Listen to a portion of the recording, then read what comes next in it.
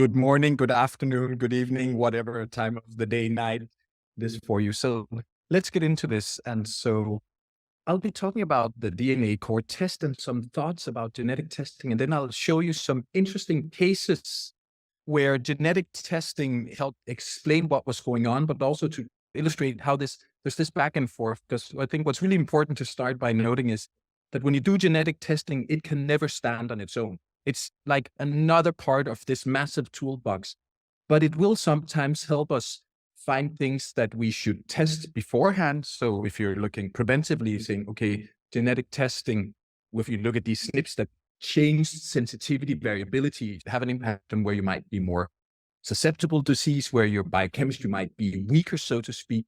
Or if you have patients who are not responding the way you would expect, then the genetics sometimes will help you understand why that is. But first, let us have a look at DNACore, and then I'll run you through two interesting cases. A case of a whole family exposed to mold toxicity with one family member being way more sick, although apparently being less exposed than the others, at least having lower levels of mycotoxins.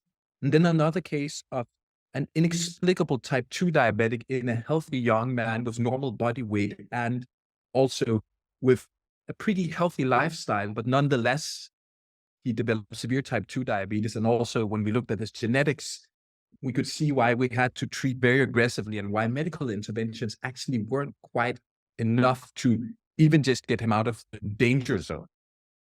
So with DNACore, it's really a combination of some of these previous tests. So previously we had DNA health, DNA diet, and DNA sport.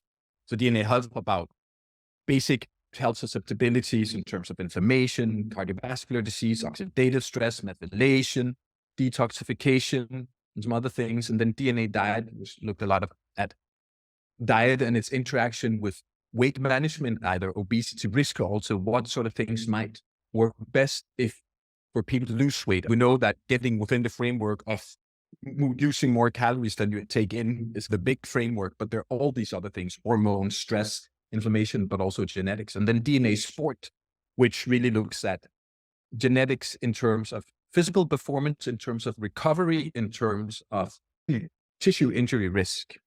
But then they've all been distilled and put together into a DNA one profile, which is DNACore. So with that, I think we really managed to do a next generation in nutrigenetic testing, especially the format and the way all this has been put together in a very user-friendly way, not just for the clinician, but also for the patient. Because that's our genetic testing. One thing is we test all these SNPs and gene variants and start thinking about how does that impact biochemistry? How does it impact physiology, disease risk? Or if you're looking like ahead of the curve using genetic testing to look where people have to be aware or actually act preventively. But often the problem's been that all this information is, unless you're super nerdy or unless you're an expert, there's some gobbledygook that I really don't understand or the implication of it. So we've done a lot of work to make that way more accessible and actionable as well. And so really looking at 4 core areas: biological processes, and we'll get to that, and then nutrition, so how genetics might have an impact on nutritional requirements and weight management, and also exercise response. So really in DNACore, you get, as you can see, you get quite a lot of information. Also, you get a whole manual along with the test, but all of a sudden you get it in this lovely interface. So when you use DNACore, the first thing you can do is you can just sit, and before you even look at any of the individual SNPs or genetic variations, say, okay, from a genetic point of view, in terms of these variations people might have in their genes. Remember, in these tests, we're not looking at mutations or deletions, but we're looking at slight variations that confer different results. So also for those of you who might be SNPs, single nucleotide polymorphisms, how do we describe those? I think the best way to describe those variations is like small spelling mistakes in the language of genetics.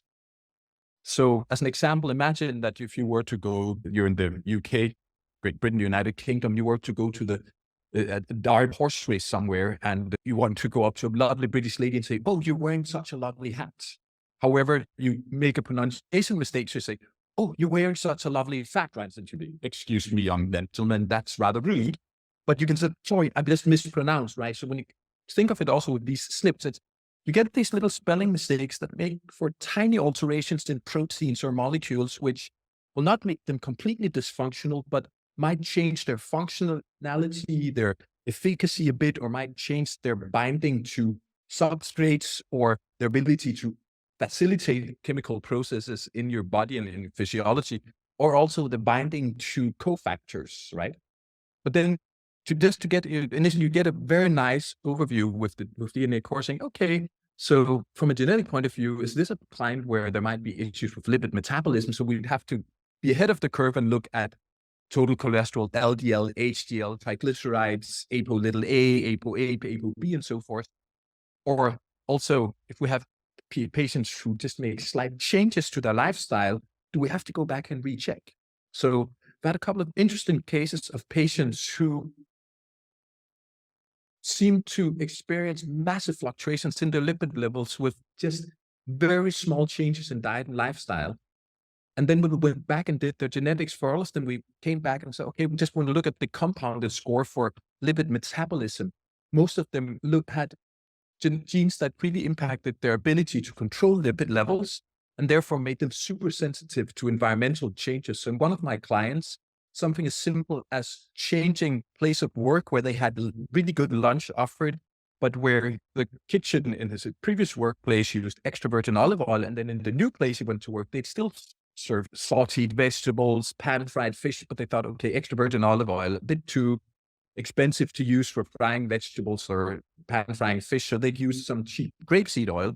For him, that single change in the oil used for frying for lunches served at work, obviously a pretty nice workplace, was enough to all of a sudden disrupt his lipids, right? Or in another patient who worked hard to keep his lipids under control, went on vacation and just thought, okay, I'm on vacation, so I'm going to have a bit of alcohol, 1-2 servings a day. And that was enough to, within 3 weeks, actually get him dyslipidemic again, right? But then when you go back and look at his genetics, okay, he actually had multiple genes that impacted lipid metabolism. So just this, you can still have issues in areas, although you don't have genetic susceptibility. So you could have someone who, you can see this case, like a sample case, there's nothing lighting up an insulin sensitivity. Of course, you can get someone who, without the genetic predisposition, still develops type 2 diabetes if they don't exercise, if they really put on lots of body fat and are really unhealthy, right? Or, as I'll show you a case later, you can have someone who develops type 2 diabetes without really disturbing to do. So just the first thing to, you look at these genes. And I can also just share some personal experience. What you weren't told is part of my journey into functional medicine is that at the age of 19, I developed rheumatoid arthritis, Crohn's colitis, atypical multiple sclerosis, and I was borderline, right about to get what would have been diagnosed as autoimmune hepatitis, despite not being super unhealthy. But if I look at my genes, like I have some severe issues with inflammation and vitamin D. So genetically, I have some very aggressive pro-inflammatory genes, and I also have pretty poor genes in terms of vitamin D functioning, not maintaining vitamin D levels, but my vitamin D receptors are abysmal. They're atrocious. You could almost think all my cells like half death in terms of vitamin D. So unless I go out at least 80 nanograms per milliliter in terms of for blood work, or above 130 nanomoles per liter if you use European units, I get inflammation comes back. So I have to do all sorts of things to control inflammation, not just keep vitamin D in check and having at a quite high level, but fish oil works for me, except I have to take like tablespoons a day. Boswellia works at 4 times the dose, but no wonder, right? So also when you have, so this is my own personal experience, but think of this test as a way where you can start finding out if you have patients who have issues, are there areas where you really have to double or triple or quadruple down and not just use your normal intervention, but maybe do it at way higher doses, way more aggressively? Or if patients respond very odd in some unexpected manners, go back and look at the genetics.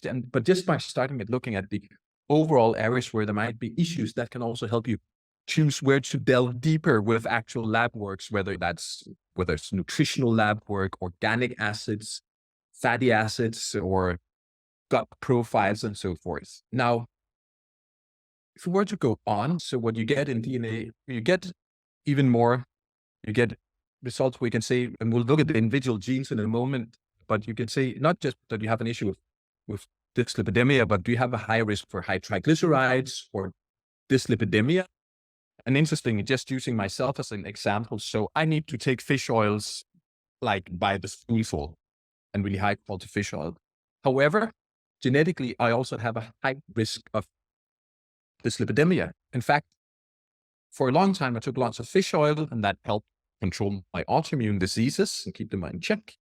And then when I started doing my genetics back in the 2010s, when we set up, I said, oh, actually I have some of the genes that really predispose for even high lipids if you do healthy fats. And so I went and checked, and lo and behold, I actually had elevated total cholesterol, elevated LDL cholesterol, normal triglycerides. So that then so I got that because I thought, okay, lots of fish oil works really well for my inflammatory and my autoimmune conditions. But imagine, and I thought, I'm healthy, I exercise, my body composition is fine, I don't do anything strange or unhealthy. So why would I want to check my lipids regularly? But then I saw my genetics, right? And so for me, because of my genetics, first of all, I need to do omega-3 fats at maybe triple, quadruple doses compared to normal people, not just because I'm not humongous, but I'm 6'1", 187 centimeters, and I'm about 100 kilograms, lots of lean mass, so 220 pounds, right? But even like the dose I have to take compared to body weight is pretty aggressive. But because of my genetics, then because I'm predisposed for dyslipidemia, especially with fats, even with healthy fats, then I need to do things to keep my lipids in check. But I wouldn't have ever found that out unless I'd done my genetics. Then I might have not checked my lipid. I'm now 47, so I would have checked now, but this is back in my mid-20s and in my 30s when these tests came around. So also think about this. You have patients, you're treating them in one area for one type of problem, inflammatory, gut, autoimmune, whatever, and then you get their genetics and there's a predisposition for something else. So you might want to go and chase that down even in detail to see what's going on, because sometimes you'll catch things that you maybe weren't aware of, or you'll see patients who are super sensitive to even very slight changes in our environment and diet and lifestyle, and be aware of that. So you can imagine someone will say, okay, they've got their dyslipidemia under control, they changed workplace, they still have the same breakfast, the same dinner at home, they eat in the same way. The only difference is a change in the type of oil used for anything cooked at the workplace, and they were getting really good food. Usually that wouldn't have any impact whatsoever, but in this case it did. So you get that, and then you also start getting an idea of whether you have people who have poor appetite control from a genetic point of view, whether they have an issue with weight loss at high saturated fat intake. Again, in this case, there's none of those, but you'll have some people where actually a high proportion of saturated fat, even in a calorie deficit, will interfere with their ability to make them lose weight at a slower rate, even if you put them in a calorie deficit, high protein, and so forth. So you can see how with these tests, you start getting some really interesting information that also helps you tailor treatment even better ahead of time. So imagine you have someone who's overweight, they need to lose weight, and you're saying, should we go low carb, should we go LCHF? And then you can actually look at their genetics and say, okay, someone who has genes that might interfere with weight loss at a higher proportion of carbs, even when they're normal glycemic, would have to go LCHF. However, if they're super sensitive to saturated fat, then to do LCHF for that patient, you'd also have to say, we're going to do the salmon, avocado, sesame seed, tahini LCHF. So in the test, you get a breakdown in these areas, also genetic predisposition for lactose intolerance, celiac disease, whether you're caffeine sensitive and salt sensitive, and also alcohol metabolism. This one is interesting as well. So here in this case, we can see there's a typical alcohol metabolism, but normally we'd say if you have a Mediterranean drinking pattern, so you have, say, one serving a day, especially as you grow older, when you get in your 50s, 60s, at least in terms of cardiovascular disease, that should be preventive, right? It might be protective as long as you haven't had too much to drink previously and you don't have any outright contraindications, liver problems, anything like that. But there's some people who have an issue not breaking down alcohol, but the acetaldehyde. So when you have metabolized alcohol first, you have alcohol dehydrogenase that breaks down alcohol into acetaldehyde. And actually, a lot of the carcinogenic effects of alcohol are mediated via acetaldehyde. And then the next step is if you can't break down acetaldehyde, that becomes highly genotoxic. So you'll have some people who, from a cardiovascular point of view, might be at least off the hook or might even have beneficial effects from that single serving a day as they get into the later stages of life. Then if they have poor alcohol metabolism, as in post-ethanol metabolite breakdown, that one serving a day probably would increase their cancer risk more than it would protect for stroke and myocardial infarction and so forth. So we get some really interesting results. And also in terms of weight, where you start getting information about where people might have their weaknesses, so to speak, with weight. So also just as an example, how can a test like this be used? One of my clients works for Maersk, a big Danish supply and logistics company, and her job is to solve problems. So wherever in the world they have an issue, whether that's HR, whether it's processes, whether it's financial, law, whatever, she's the one who can solve it. However, because she has a turbulent life, her weight might fluctuate 15 kilograms within a year, or about 30, 35 pounds. And she knows that then when she's in a place that after 6-9 months, when she's got everything under control, then she can get on top of everything in terms of exercise, diet, and so forth. And then she'll manage to lose weight. But then as soon as she solves problems, she gets sent to somewhere else. And she says, I can't like control everything. So we did her genetics. And then what we found genetically is that her problem is actually movement. So her big Achilles heel in terms of weight management, keeping weight off, or also facilitating weight loss, is that she needs a damn lot of physical activity. So you'd almost think of it this way. Some people genetically will have adipose tissue that tends to be rather recalcitrant and not want to hand over the goods, right? So you have, like in your adipose tissue, you have this warehouse manager. Sometimes you have a warehouse manager that tends to be more compliant. So as long as you do the right thing with diet, lifestyle, exercise, and create a calorie deficit with the right physiological environment, they're not to hand over the goods. But then you have other people where that warehouse manager is greedy and recalcitrant. So even though you do the right thing and say, oh, could you hand over the goods? They're going to be like, nah, I don't think so. I'm not. I've grabbed onto those calories. I'm in, charge. I've possessed those resources and I'm not handing them over. So in order for that to happen, even if you're a calorie deficit, what would you need to do? You'd have to badge it again and come back to it. You need to hand over the goods, right? And then if you just keep asking repeatedly, at some point, they're going to be like, okay, I'm tired of you. Just take some fat and go away. And so for her, we saw, okay, she has adipose tissue that tends to be good at hoarding fat and tends to be rather poor at handing over the goods. So the one thing that we thought, okay, for her is non-negotiable when she moves to a new place in the world is movement. And so we just had an agreement wherever she went, she'd have her first session personal trainer within 48 hours. And also she'd make sure that she could get lots of, on top of training, get every day, at least for half an hour, ideally an hour. So in one occasion, she chose different housing, got excellent housing right next to the office. Said, no, but then I can't walk to the office. So I'd like to live somewhere else. Still excellent if you work for Maersk Logistics, but not quite as brilliant, because that enabled her to have a 30-minute walk to the office and from the office. And so by finding that and then saying, okay, movement is just non-negotiable, both daily movement and exercise, we can keep her weight fluctuations to less than 5 kilograms a year, or less than like 12 pounds, right? So you can, when you start looking at the test, and we can start figuring out where people have their weak spots, and where they're more likely to have almost bottlenecks that you need to be aware of and say, that's what we're going to do, focus the most, or that's where we have to really stay away because that will get you in trouble. And then I just love it's presented in such a nice way. And what you get with the test, also you get an overview and say, okay, so for this patient, you're going to have to support lipid metabolism. Their antioxidant status is not very good. They have an inflammatory issue. So we know ahead of time that, and also bone health needs to be addressed. They need more vitamin A, in this case, more B12, more vitamin D because of the genetics. So you get a nice overview of what to do without needing to at least initially be able to read every single gene. If you were to ask me about the individual SNPs, I could go on for hours about each of those, right? But this is getting it in this layout. And so both for you as a practitioner, but also as for the patient, it's just so nice to see things in that way. And then, yeah, you can get a look at every single individual SNP and what variant you have and how that might impact you for biological processes or for nutritional requirements for weight management or exercise response.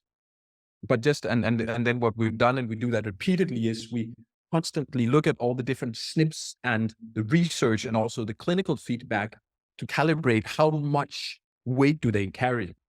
So we might have an off SNP for glucose metabolism, but for that one gene, it's that going to have moderate impact, low impact, high impact. And so what you'd also see over time, we've actually taken certain SNPs out, or we've changed the impact rating from those SNPs based on research. And also when we get it into clinical practice and see how patients respond when we get feedback from practitioners and people who use the test.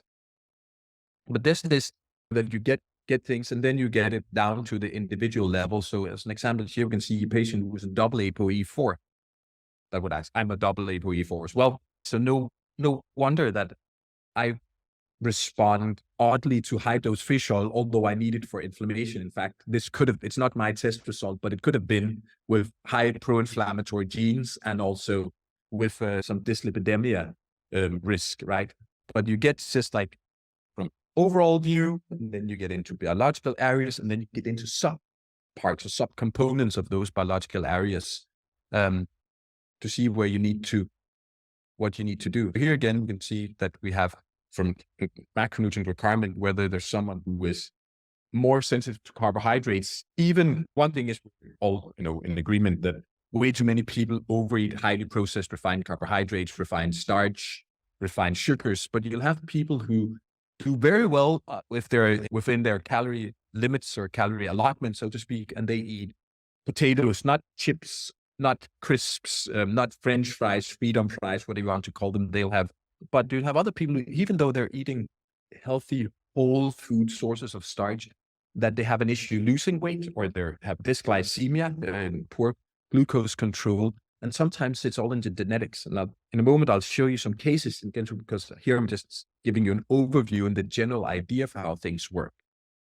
But you start getting some really good data, and then it's presented in such a way that it's very user-friendly, both for you as a practitioner, clinician, doctor, MD, osteopath, naturopath, nutritionist, dietitian, but also for the patient, right? You can really see where we're at. So here again, you can see someone who really needs a lot of exercise for weight loss. And so this one, it's been for some of my clients and also in my own clinical practice, for people who need to lose weight, whether it's for health purposes or when I work with athletes or people who need to look in a special way and say, one thing is we need to create a calorie deficit, and then we need to do that in a healthy environment in terms of hormones, in terms of glucose management, in terms of stress, inflammation, getting enough protein, enough sleep, and so forth.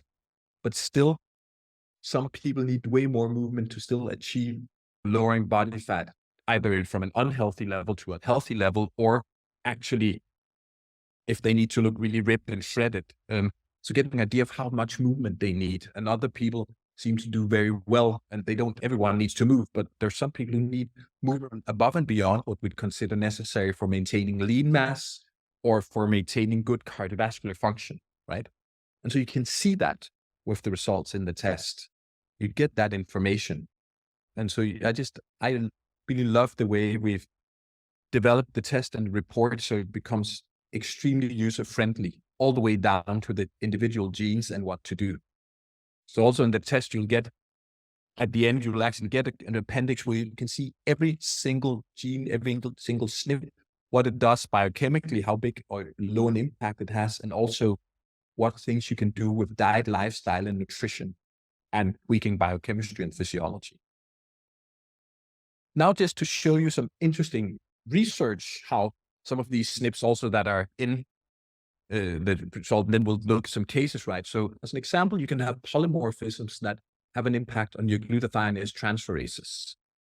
So your glutathione transferases are not the only detoxification enzyme, but they're definitely some of the large players, right? They have high capacity for handling a wide array of toxins, be they endogenous, gut-derived, or environmentally derived. So they're part of phase 2 detoxification. And so what you'll have is that some people actually have deletions. They're not having deletions in their ability to use glutathione or produce glutathione, but they'll have deletion in some of the genes that code for enzymes that can use glutathione to manage toxic molecules. And that all of a sudden really changes how they respond to environmental input or environmental insult, environmental toxicity, environmental exposure. So if you have for any of those GST1 or GSTM1 a deletion, so still you have glutathione for other purposes, you produce glutathione, but you can't, that particular enzyme that can take glutathione, latch it onto or use it ultimately cover up some sort of highly reactive toxic molecule to calm it down and also send it on its way, that particular pathway is out. Now look what happens if we start overspacing this with exposure to mycotoxins. So we know that people who are exposed to aflatoxins from mold, that increases the risk of hepatic carcinoma. But also, if you then have variations in some of these glutathinase transferases, that actually impacts the ability to break down some of these toxic molecules, which then leads on to increasing the risk of hepatic carcinoma, hepatocarcinoma, right? So you'll have people, and again, so also if you have a test where you have people not just for susceptibility to fungally induced carcinoma, but if you have clients who in the test score low or have deletions in the glutathinase transferases, you definitely want to look at their environmental exposure. Molds, if they have gut toxicity, they're going to be hit way harder systemically from that. And you also really want to go and look at all the things that would have an impact on glutathione production to make sure if you have poor ability to use glutathione for phase 2 biotransformation, and then on top of that, you have poor production, right? So all of a sudden, okay, you have clients who have an environmental exposure, work exposure to toxins, or who have estrogen issues, women with PMS, endometriosis, so forth, right? Or family history of breast cancer, people who are exposed in the workplace, and then they have poor glutathinase transferase function, you probably want to go and look at all these other things, look at measured glutathione levels, look at methylation patterns, look at levels of nutrients that are important for glutathione synthesis. So amino acids like cysteine, glycine, glutamine as well, vitamin B2, which is important for glutathione production, right? So if you have less glutathione or poor biotransformation glutathione, that actually increases your risk of mycotoxin-related illness, right?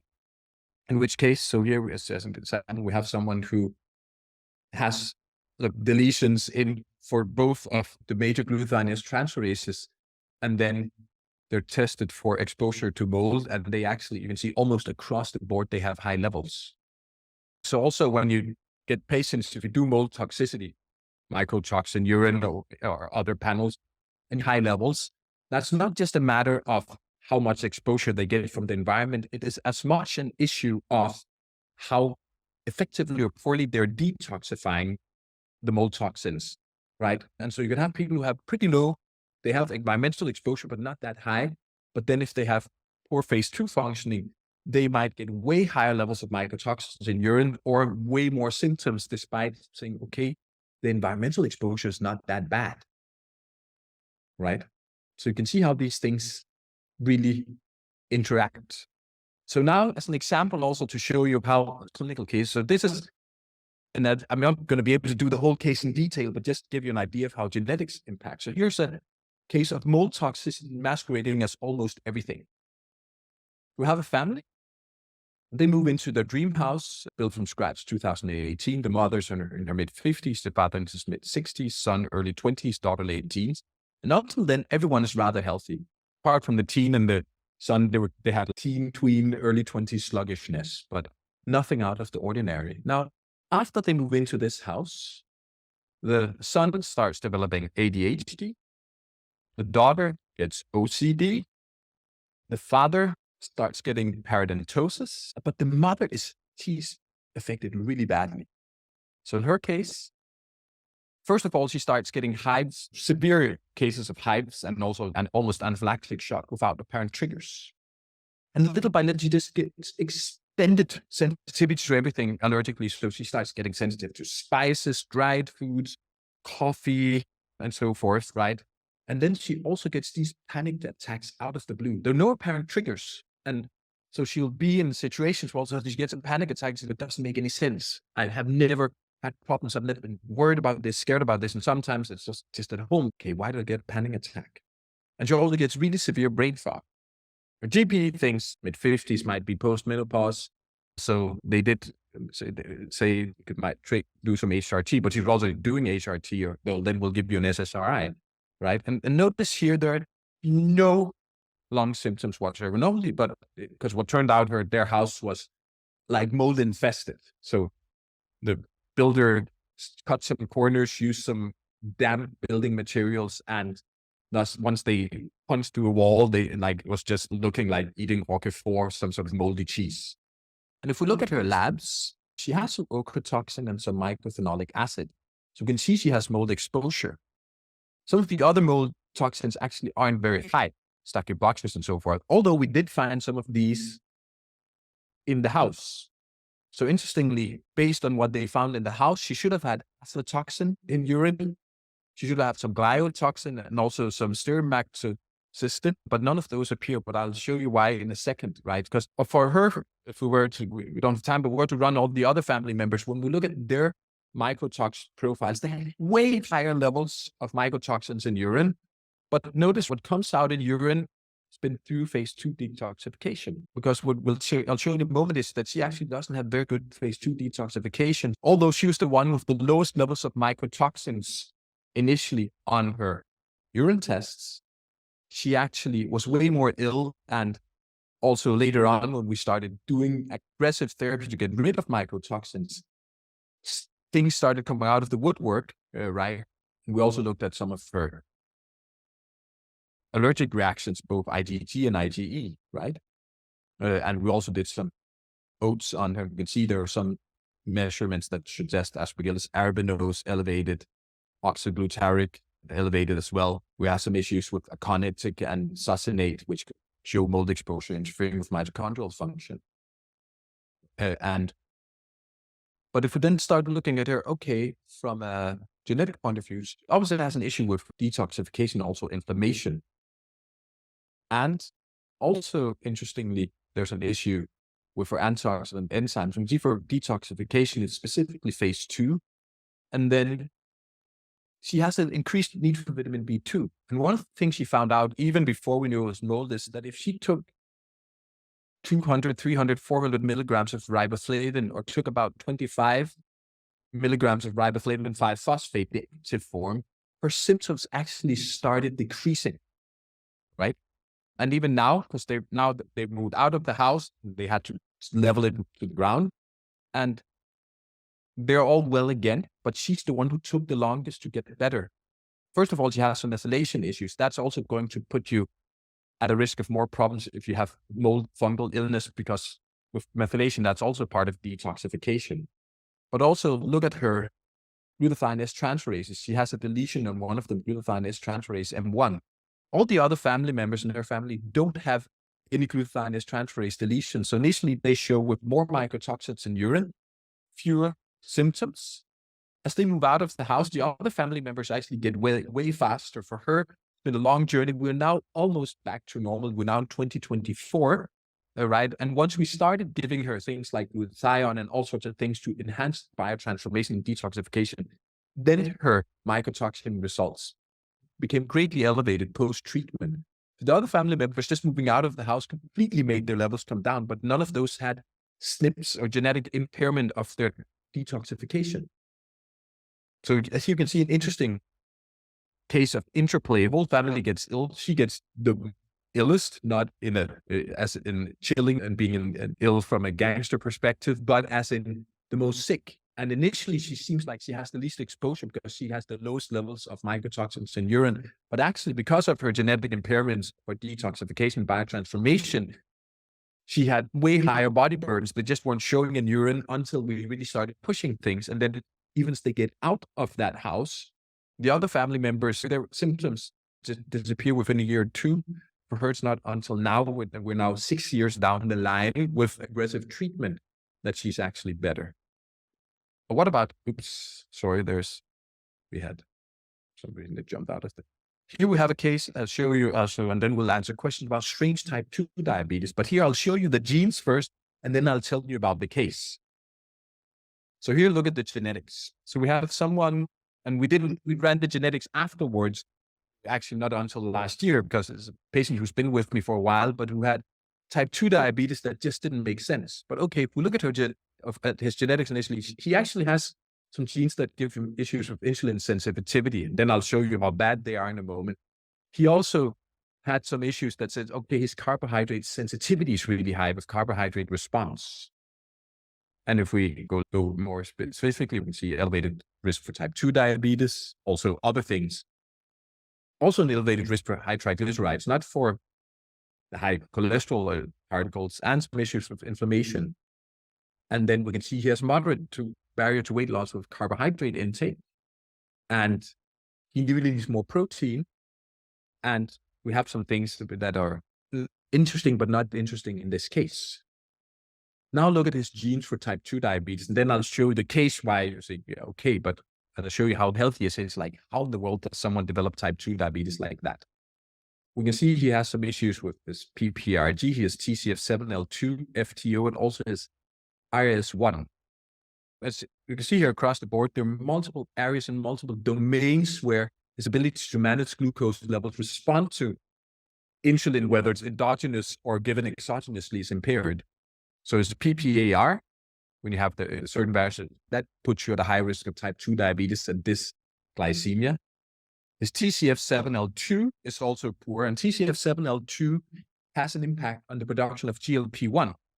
So patients who have moderate to high impact on TCF7L2 because they have 1 or 2 spelling mistakes, their own ability to produce GLP-1 and respond to GLP-1 is going to be impaired. Then he has issues with FTO, which we know is associated both with higher body fat, but also dysglycemia. And here becomes really interesting because we know exercise and physical activity can counterbalance FTO issues from the genetic point of view, and a protein-rich diet can counterbalance these problems. And then especially this one, and I'll show you why the genes first, and then we'll look at the case, is insulin receptor substrate 1, which plays a really key role in mediating signaling from insulin after you activate the insulin receptor, right? So you have the insulin receptor, you stimulate that, and then IRS1 needs to move and cause all this intracellular machinery to be turned on and move GLUT4 to the surface. And he has impact on that as well. And then he has also some genes that say from carb sensitivity in terms of both weight management, but also blood glucose management, on top of just straight up insulin receptor functioning. Now look at the background. He's male. When he initially consulted me, he's 33 years old. He doesn't smoke. He drinks very little alcohol. He's an accountant. He's sedentary, but in good shape. So when he works out with the guys, he's actually in really good shape. His VO2 max is above average for a 33-year-old. He has a high workload, but he's not clinically stressed. And he gets he gets a bit less sleep than he should, maybe 6.5 hours, 7 hours on average, rather than 7 to 8 hours. And his diet is actually pretty healthy. He eats vegetables, fruits, and berries. He has animal protein, fish, poultry, lean meat, healthy fats, moderate amounts of black coffee, and also low intake of refined carbs and processed food. So he's in Denmark, so he will eat rye bread. And in Denmark, rye bread is not like rye in the US where it's, refined wheat with a bit of rye flour in there. That's like just straight up rye kernels. And he takes a multivitamin mineral plus fish oil. In 2018, he feels pretty bad. He feels off. He's frequent infections. He's thirsty, increased urination, edema, headaches, tired, electrolyte imbalance, and just joint muscle pain. But initially, no one suspects type 2 diabetes because he really is lean. His body fat is pretty low. So initially, his body fat was at 12%. So men 10 to 20 in general. Visceral fat also low, right? And there's nothing else. If you look at his lipids, there's nothing wrong with any of those, right? But then they go back and look at his measurements. His HbA1c, now here I'm using millimoles per mole, the European units. Back in 2017, he has an HbA1c of 37, which is perfectly fine. Diabetes, when you do millimoles per moles, the diabetes range is above 48. 44 is pre-diabetic, but the best is to be in the 30s. But then it goes to 45. So that should have raised suspicion. But again, it was, but he's healthy and he's lean and so forth. And then from a 45 to 119 millimoles per mole, right? 119 must be in percentage, I don't know, like 8-9% maybe. And also he has elevated fasting and post-meal glucose as high as 16 millimoles per liter. But think about how in the world does that happen to someone who actually is that when you look at it at the surface. If you look at his genes, now, of course, there's an interesting, what the hell triggered that, because things were stable, but, and then when you put into treatment, what I tell him to do is to try a diet. And that's the only thing that works now is 3 meals a day, nothing else, lean animal protein, lots of healthy fats, pretty high protein. So we have him at about 2 grams of protein per kilogram of body weight, and that's about 0.8 grams per pound of body weight, right? You can eat non-starchy vegetables ad libitum, and starchy veggies and berries can be eaten in small amounts, but no grains, no starchy foods whatsoever. We have to completely remove those. And then we have to keep him on movement, daily foundational movement. So at least half an hour, better 60 hours of movement. So he's changed, rather than driving to the office, he bikes to the office. Their kids, he will take them, if you've seen these Christiania bikes, these big bikes with a carriage up front. So he takes them everywhere. So he moves. And then we needed to have him doing some Heinz Institute training most days and de-stress. And now if we do that and we spread out his movement throughout the day, so he moves in the morning before he goes into work, he goes for a walk in his lunch break or for a workout in his lunch break. And at the end of work, he needs to bike back home or work out, then eat, and then we have him do movement again.